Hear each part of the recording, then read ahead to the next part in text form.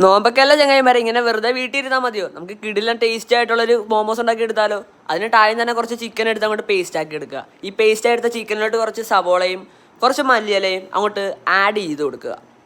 ഈ ആഡ് ചെയ്ത ചിക്കന് കുറച്ചും കൂടെ സംഭവങ്ങൾ നമ്മൾ ആഡ് ചെയ്യാൻ വേണ്ടിയുണ്ട്. അതായത് നമ്മൾ കുറച്ച് ഇഞ്ചി, ഉപ്പ്, സോയാ സോസ്, കുരുമുളക് പൊടി എല്ലാം കൂടെ ആഡ് ചെയ്ത് നല്ലോണം അങ്ങോട്ട് മിക്സ് ആക്കി കൊടുക്കുക. അത് നല്ലേക്ക് ഞങ്ങൾ മിക്സ് ചെയ്ത് മാറ്റി വെച്ചു. പിന്നെ ഞങ്ങൾ മൈദാമാവ് നേരത്തെ കുഴച്ച് വെച്ചിട്ടുണ്ടായിരുന്നു. പിന്നെ അത് ഇപ്പം പരുത്തി എടുത്തിട്ട് അങ്ങനത്തെ ഫില്ലിങ്സ് വെച്ചിട്ട് ഏകദേശം മോമോസിൻ്റെ രൂപത്തിലൊക്കെ ഞങ്ങൾ ആക്കി വെച്ചിട്ടോ. പിന്നെ ഞങ്ങൾ ഇഡലി തട്ടെടുത്തിട്ട് ഓരോന്നായിട്ട് ഓരോ തട്ടിൽ വെച്ചിട്ട് ഞങ്ങളത് വേവിച്ചെടുത്തിട്ടോ. കുറച്ച് കെച്ചപ്പ് ഉണ്ടാക്കാൻ വേണ്ടി നമ്മൾ 2 തക്കാളി ചുവലമുളകും എടുത്ത് ചൂടുവെള്ളത്തിലിട്ടു.